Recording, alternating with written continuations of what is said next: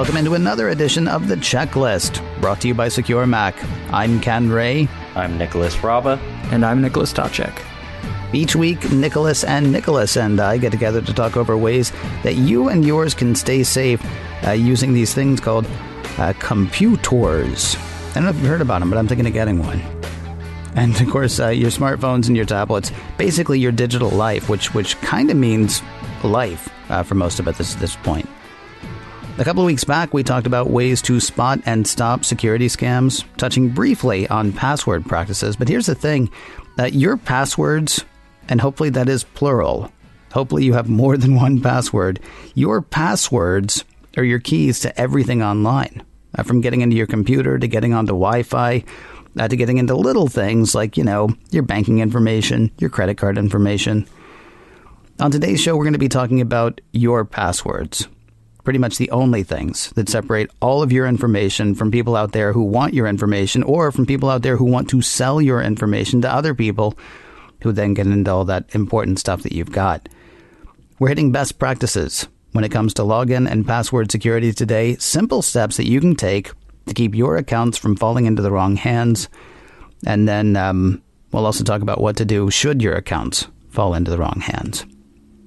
Items on today's list: password no-nos, or things to not do around passwords, creating strong and secure passwords, the pitfalls of the security question, making friends with a password manager app, and finally, as I said before, what to do when your password has been compromised. So let's start with the no-nos. Let's just get the no's out of the way right now. What things should you not do with your passwords? Well, there are plenty of things you can do to make your passwords more secure, but there are a number of things that can actually harm your security. So again, things to avoid, the bad practices. Avoid these at all costs. First would be to avoid weak passwords. I know, it's not fun to remember those long, complicated passwords, especially when you have 5, 10, 15 different accounts that you have to remember passwords for. You enter your password however many times a day. It's not fun. You might think that using your dog's name combined with your birth year is better than just using the word password for your password. It's technically true, but it doesn't make for a strong password. Basically, when the bad guys are trying to get into your account, they have these automated programs, computer programs, that will go through a dictionary of words, names, add numbers, basically trying to crack your password. And it only takes a few seconds for them to go through a ton of different possibilities.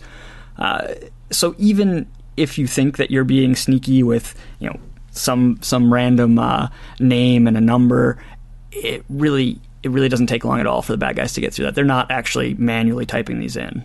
Computers can go very quickly, especially when it's going through lists of data.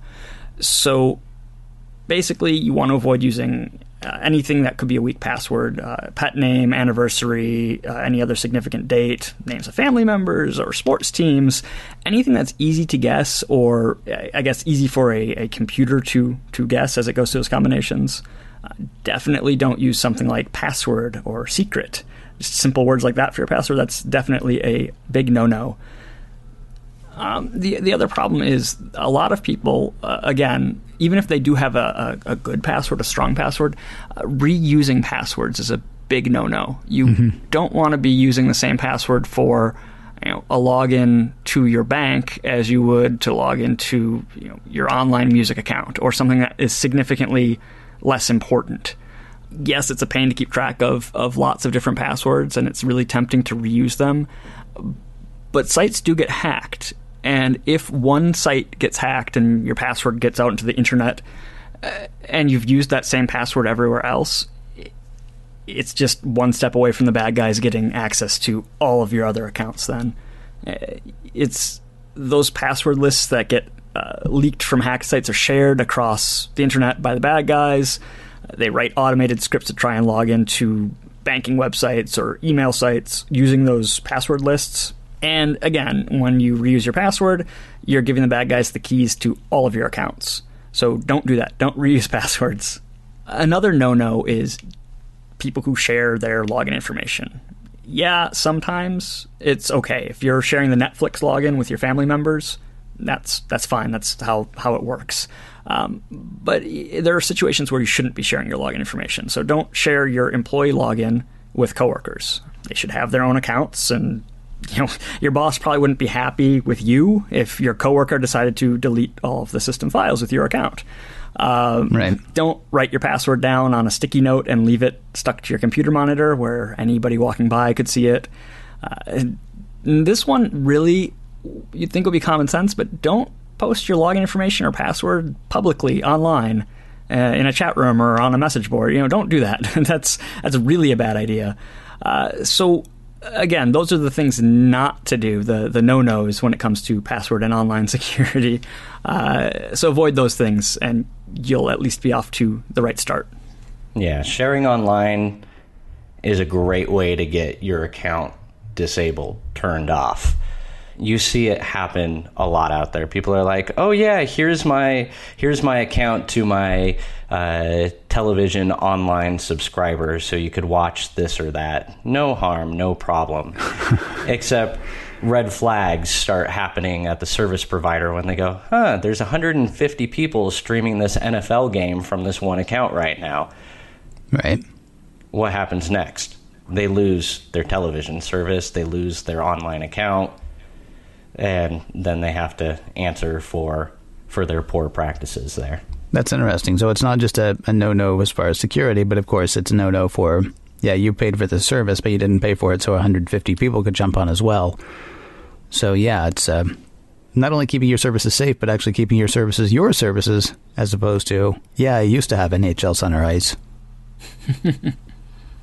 Up next on the list, creating strong and secure passwords. So there were a whole bunch of things that don't do this, don't do that, don't do the other. And now we go to the, do this thing, do that thing, do the other thing. Talk to me about the creating strong and secure passwords. So this is a fun one. Longer is stronger when it comes to password security. Mm-hmm. You'll see as you're visiting sites, your password, if you happen to reuse it from a previous site, suddenly isn't secure enough. So you're going to have to add on extra characters. You're going to have to add on numbers. Maybe you have to add on a uppercase letter and lowercase. So you're going to see websites actually asking for stronger passwords. Some of them give you messages or alerts that say this password isn't strong enough. It's not secure enough. Make it longer, or you forgot these values to it. So right there, you're automatically, if you're one of those people that use the same password for things, suddenly you're going to have some variables of your password going on. And you may forget your password, and that's when password recovery comes into place.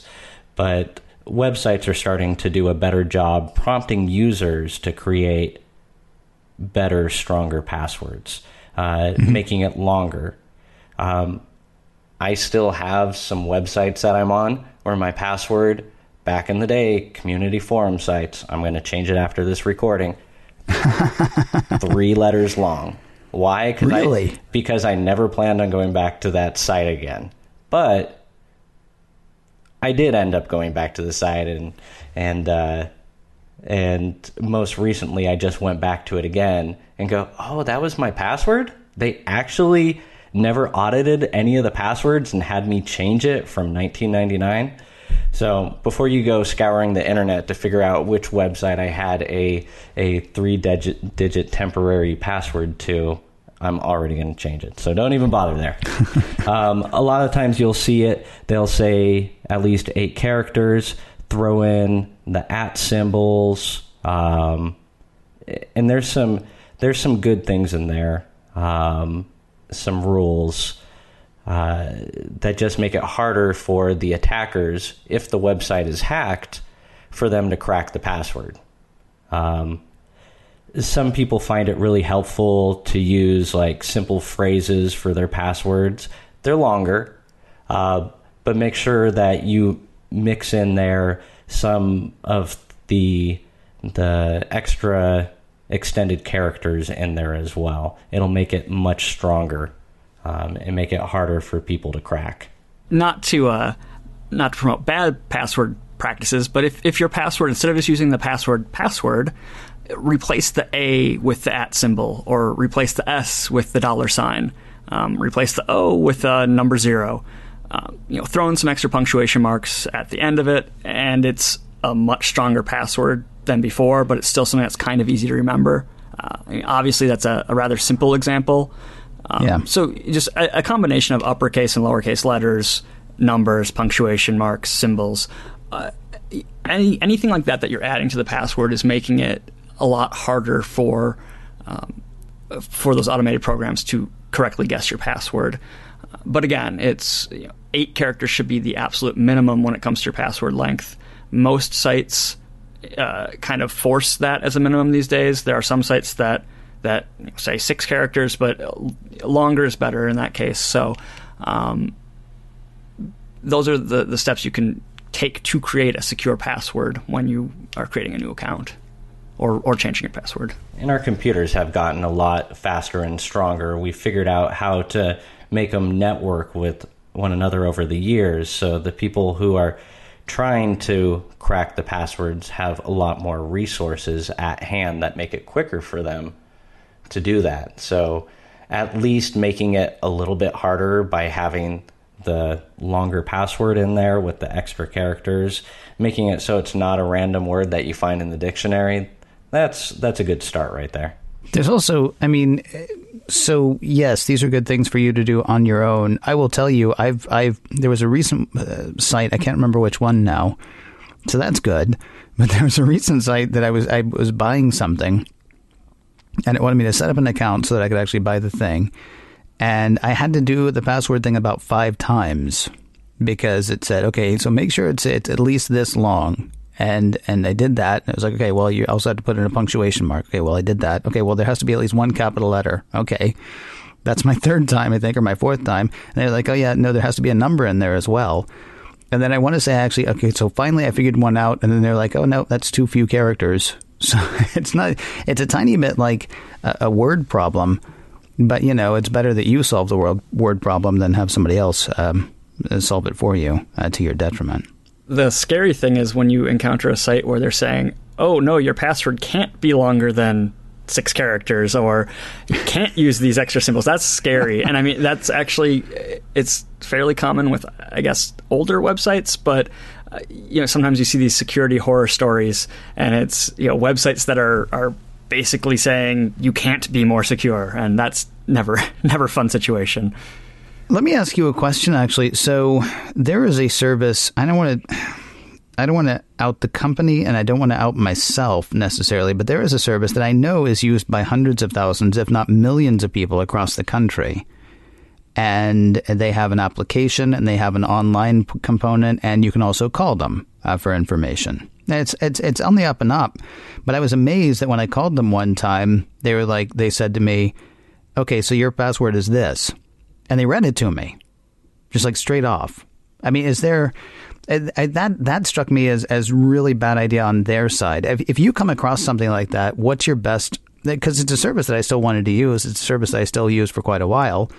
I had a password that was nothing like any other password that I had that was only for that site.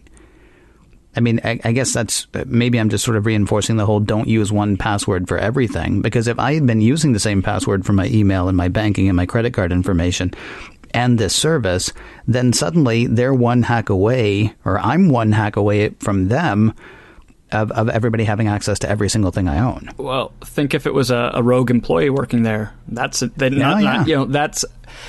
actually a prime example of really terrible security practice with whatever provider this is. Employees should never, ever be able to see your password in plain text, because that means the company is not storing it securely on their servers. Not only for the rogue employee side of things, but just because of the security side of things.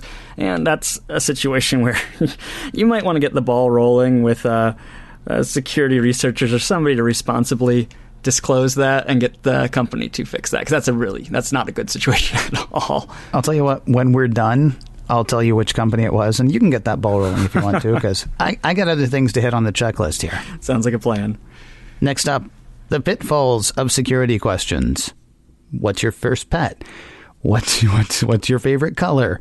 All those things, right? I'm assuming, I haven't read ahead, I apologize. I'm assuming one of the pitfalls is we use hints that anybody who knows us even halfway decently would be able to answer. Talk to me about some of the pitfalls of the security question. It's exact. You hit it right there. You really only think about security questions basically 2 times: when you're setting it up, when you first set up your account, and if you need to recover your password because you forgot your login information. Mm-hmm. But when you have those security questions, they're pretty easy to guess the answers to, especially with everything that we post on social media. Everything on Facebook. It's not hard to find somebody's birth date or mother's maiden name. So those are really actually not good things to use for security questions whenever possible, because it's so easy for an attacker to guess their way into your account. They don't even have to know your password. Answer a couple questions correctly and they have access. So whenever possible, choose a security question and answer that can't be easily guessed or researched online by the bad guys. Nobody's checking your answers, so you don't even have to give the correct answer to the question as long as you remember what answer you gave. It could be a completely nonsense answer. Apple has a really great example on their website. They have a page on best practices for password security for Apple IDs. But basically they say security question could be, what's your favorite color? Answer is Mozart. Has nothing to do with the question.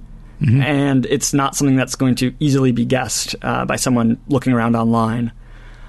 But the bigger pitfall of security questions as a whole is that if a website gets hacked, there's a chance that your security questions and answers would also be compromised, along with your password, your login information. And at that point, it's same situation with passwords. Any other site you use those same security questions and answers on becomes a target for the bad guys. Even if you have a different password for whatever other site, if you use the same question on your bank account and you're some online forum, again, not good. So basically, whenever possible, try and have unique security questions for each and every site with unique answers for those questions. It's a lot of times you can't choose your own security questions, which is unfortunate. But even doing something as simple as adding an acronym at the end of the answer to for the website. So if it was Apple, put APL at the end or something like that, just to help keep them a little bit more unique and differentiated. It's not a humongous added security step there, but it's something. It's better than nothing, especially when you aren't allowed to choose your own questions and answers. So it's just something to be aware of. We always talk about password security, but there's more to it than just the passwords, and those security questions are definitely something to be aware of. I'm always amazed when you come to a site that still has one of the options, what is your mother's maiden name? Only because that was one of the earliest security questions that you could choose from when you were, setting up your first online accounts in the 90s or whatever. And you're right. I mean, any one of those could have been hacked anywhere along the way. And those, and then suddenly if you're using, just like you said, if you're using the same password everywhere, if you're using the same security question everywhere, I mean, yeah, okay, so there's maybe one step added for the ne'er-do-well, but... Not only that, your mother's now on Facebook, and maybe your mother is divorced or went back to her maiden name, and then it's listed there as well. Or one of those goofy high school friends says, hey, wait a minute, are you Cheryl so-and-so? And there's your mother's maiden name right there. And a lot of people have listed their names on there with their maiden name, so they could easily be found by the old high school classmates or whatnot. Yeah, which is a totally great thing to do. It's perfectly understandable. Just make sure that, your online security should not be dictated by whether or not somebody wants to talk to your mom. Plus, you're going to get any call center to chuckle when they say, what is your mother's maiden name? And you answer with something absurd that they haven't heard before, but that's your security question answer. No, it really is Mozart. Next up on the checklist, make friends with a password manager app. You don't actually have to be friends with them, do you? I assume you're saying get to know one of these. It's interesting because, so the password manager app, everything that we've talked about to this point has sort of assumed that you're going to be making up your own or you're going to be managing your own. But I think we talked a few weeks ago about password manager apps. Let's go a bit more in depth on them. Password managers definitely have have grown in popularity. There's third-party password managers, and even web browsers are building in the ability to create and store passwords directly from within the application. So next time you go to a website and you create that account, when you click in the password field in Safari, you may notice that it's suggesting a longer password in there for you. And that goes off of some best practice ideas, and also is something that isn't your traditional password there, and you have the ability to store it within the application. A couple episodes ago, we talked about sticky notes, or the book that's sold for you to write all your passwords in.